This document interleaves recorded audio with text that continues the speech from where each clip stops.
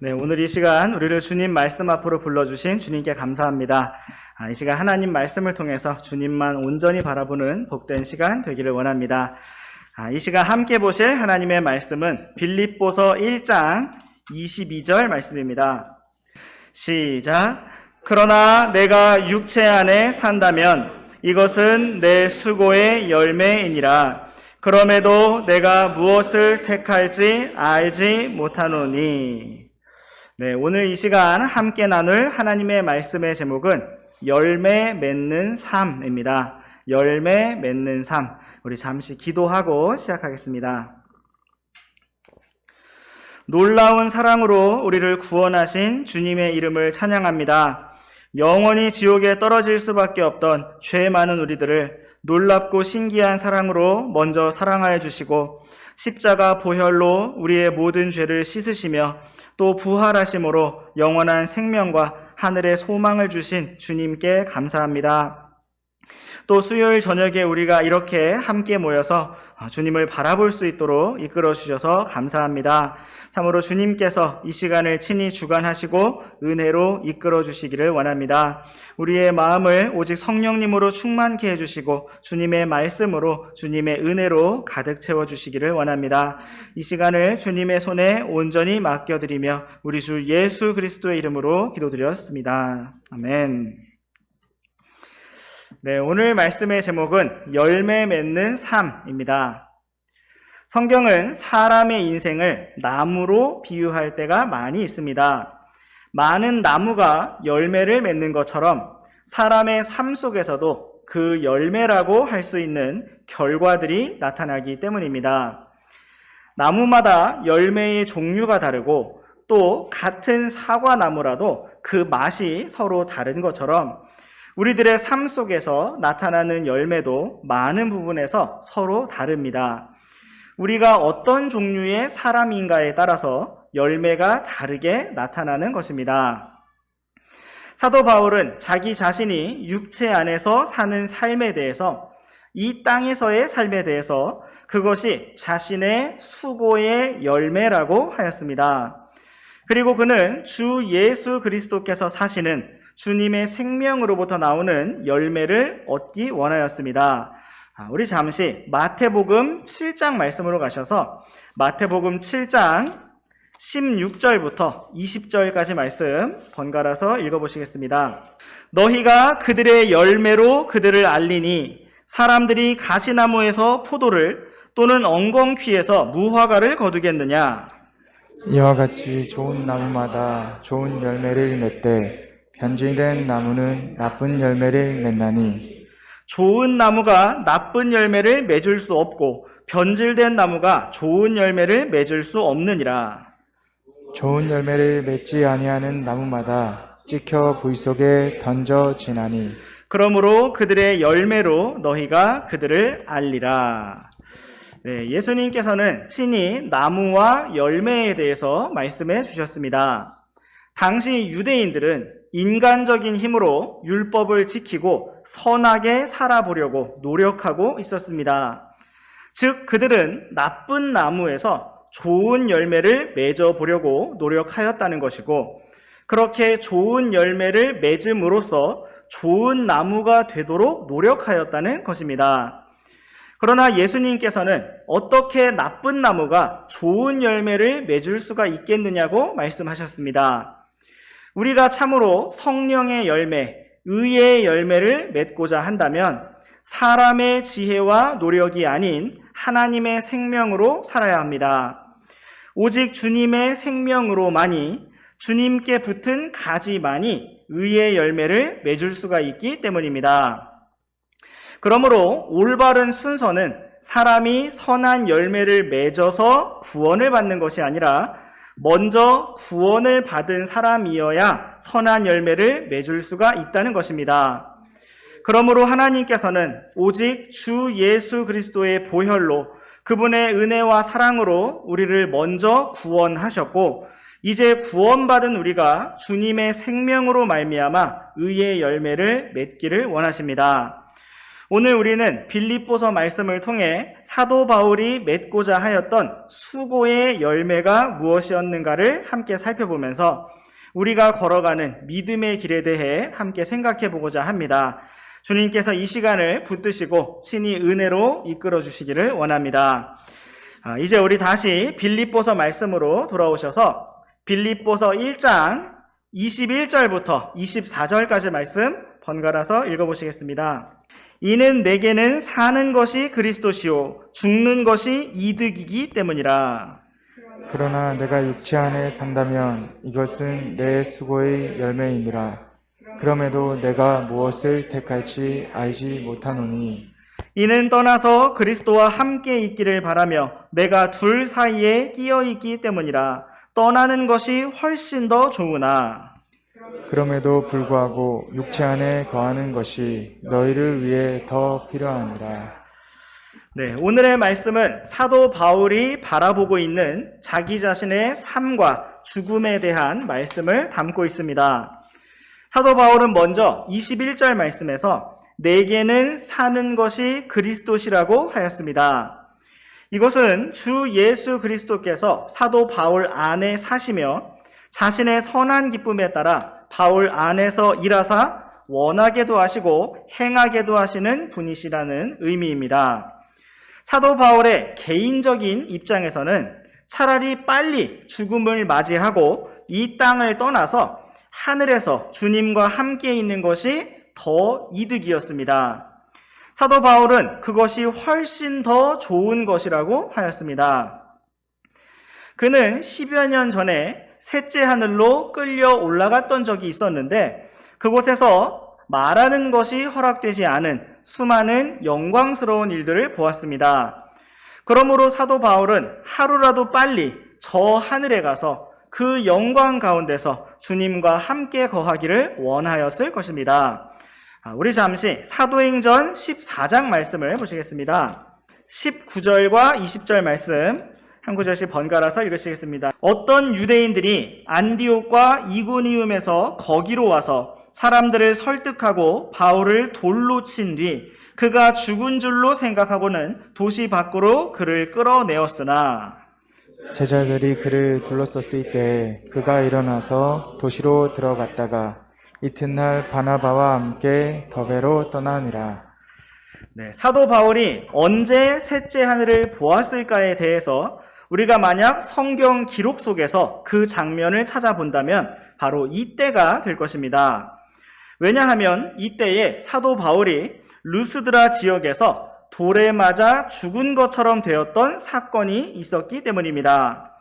안디옥과 이고니움에서부터 계속 사도 바울을 따라왔던 유대인들은 루스드라 지역 사람들을 설득하고 선동해서 사도 바울을 돌로 치게 하였습니다. 그리고 그곳 사람들은 사도 바울이 돌에 맞아 죽은 줄로 생각하고는 그를 도시 밖으로 끌어내어 던져버렸습니다. 당시 사람들이 맥박을 짚어보았는지 아니면 숨을 쉬는지를 확인했는지 정확히 알 수 없지만 그들은 사도 바울이 죽은 것이라고 판단을 했고 그의 몸을 도시 밖으로 끌어냈습니다. 그런데 놀랍게도 20절 말씀에서 사도 바울은 다시 일어났습니다. 제자들이 바울의 상태를 살피려고 둘러섰을 때 사도 바울이 눈을 뜨고 일어나게 되었던 것입니다. 그런데 이렇게 눈을 뜬 사도 바울의 행동이 참 이상합니다. 그가 아무리 용감한 사람이었다 하더라도 방금 전에 자기를 돌로 쳤던 사람들이 가득한 그 도시에 다시 들어간다는 것은 너무나 이상한 행동이 아닐 수가 없습니다.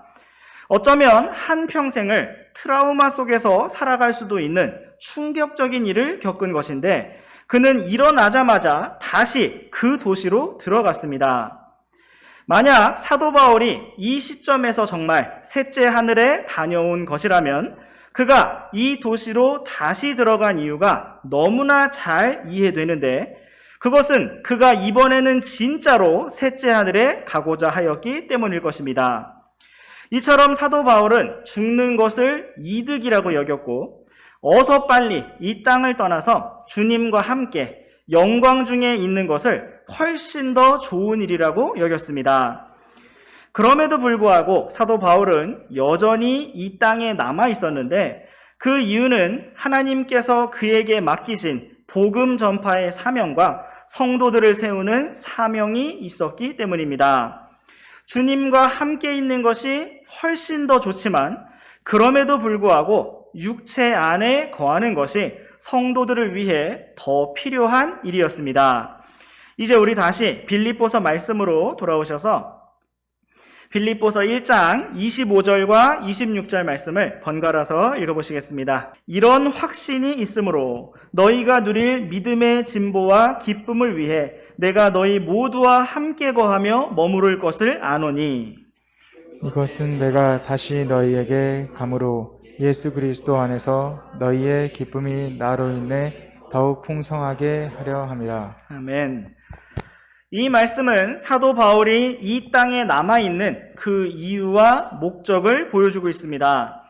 25절 말씀은 사도 바울에게 이런 확신이 있다라는 말씀으로 시작되고 있는데 이런 확신이란 사도 바울이 이 땅에 남아있는 것이 성도들에게 더 필요하다는 확신을 의미합니다.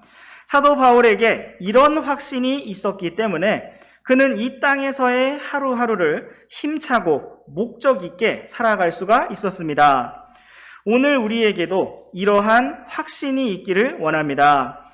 하나님께서 구원받은 우리를 지금이라도 당장 하늘로 부르실 수가 있고 데려가실 수도 있지만 아직까지 우리를 이 땅에 남겨두셨습니다. 그 이유와 목적이 무엇일까요? 그것은 우리가 아직 이 땅에 남아있는 것이 구원받아야 할 어떤 사람들에게 더 필요하기 때문이고 또한 성도들의 믿음의 전진을 위해서 더 필요하기 때문입니다. 그러므로 우리도 이러한 확신 가운데 하루하루를 힘차게 살아갈 수 있기를 원합니다.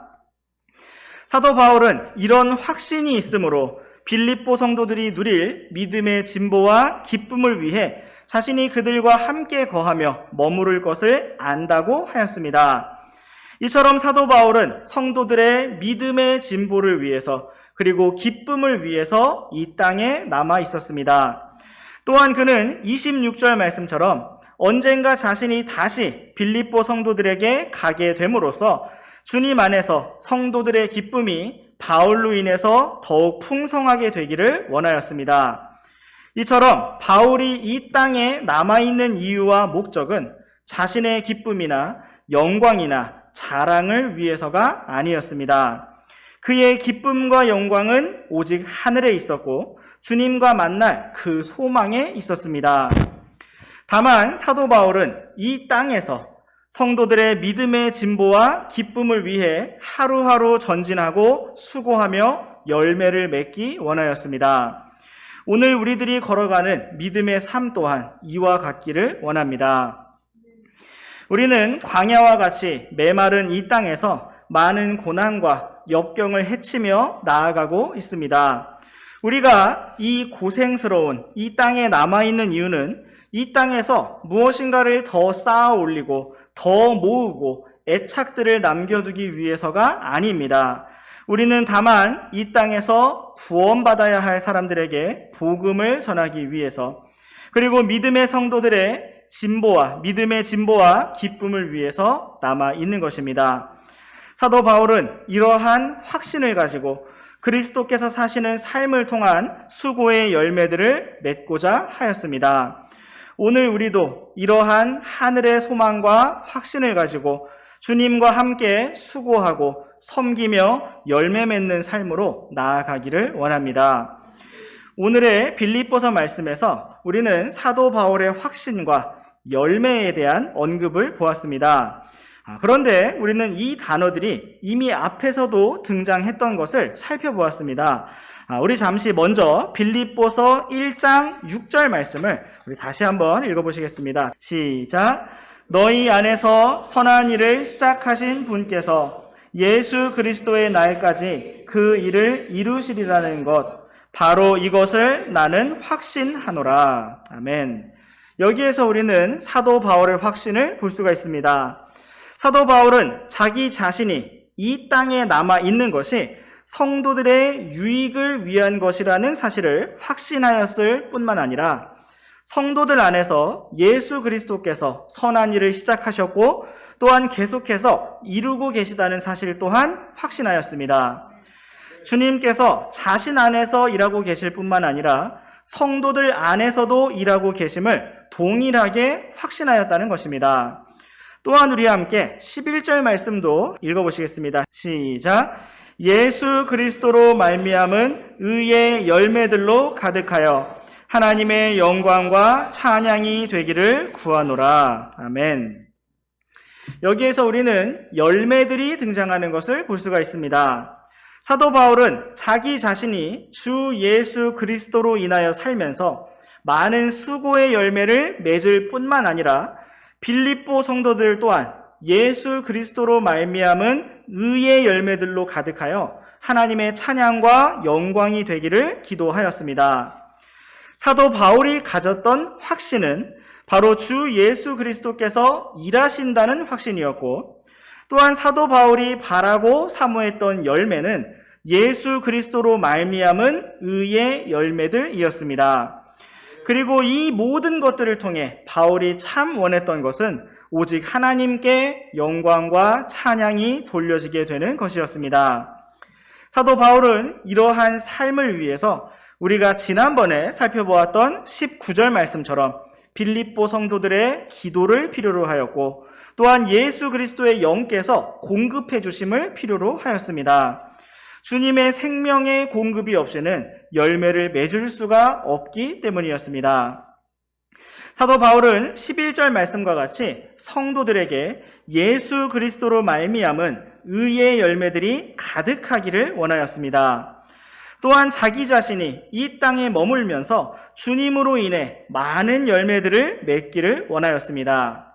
예수님께서도 제자들에게 포도나무의 비유를 말씀해 주시면서 많은 열매에 대해 말씀하셨습니다. 우리가 열매를 많이 맺는 것에 의해 아버지께서 영광을 받으신다고 말씀하셨습니다. 그렇다면 우리는 어떻게 많은 열매를 맺을 수가 있을까요? 먼저 우리가 많은 열매에 대해 생각할 때 주의할 점은 단지 눈에 보이는 성공적인 일들만을 바라보지 말아야 한다는 사실입니다. 대언자 요나는 니느웨 사람들이 정말 멸망하기를 바라는 마음으로 그들에게 심판과 멸망을 선포하였습니다.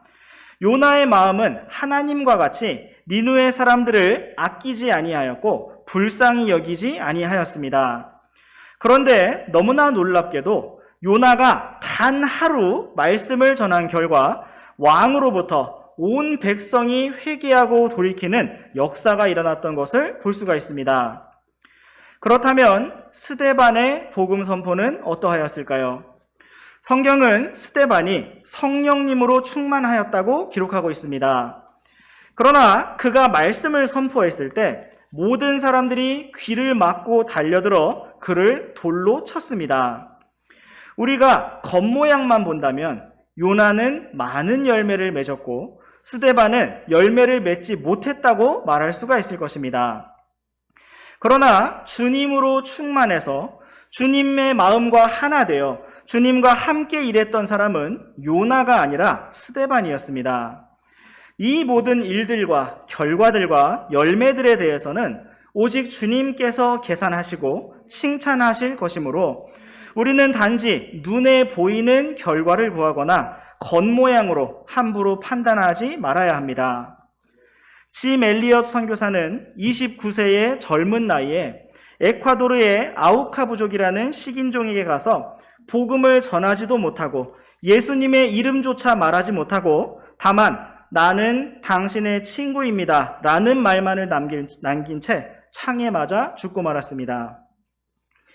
모세는 200만 명에 가까운 백성들을 이끌었지만 여호수아와 갈렙이라는 단 2명 외에 다음 세대들을 얻지 못했고 언제나 백성들의 도전과 반역을 겪어야만 했습니다. 대언자 엘리야는 많은 기적들을 일으켰지만 끝내 아합 왕의 마음을 바꾸지 못했고 이스라엘 민족을 회개시키지 못했으며 다만 엘리사라는 후임자 한 명만을 남겨놓았습니다. 우리 주 예수 그리스도께서는 친히 12제자들을 부르셨으나 그 중 하나는 배반했고 나머지도 결정적인 순간에 겟세마네 동산에서 도망치고 말았습니다. 만약 우리가 겉모습만을 보면서 무엇인가를 판단하거나 혹은 우리 자신을 스스로 평가하려고 한다면 그것은 매우 잘못된 관점에서 이루어질 가능성이 높습니다. 때로 우리에게는 나에게 아무런 열매가 없다라는 생각이 들면서 낙담이 되는 순간들도 있습니다. 그러나 주님께서 우리에게서 보시고 기뻐하시며 영광을 받으시는 열매는 눈에 보이는 성공적인 결과물들이 아니라 오직 주님의 생명과 성품이 온전히 나타난 한 걸음 한 걸음의 순간들입니다.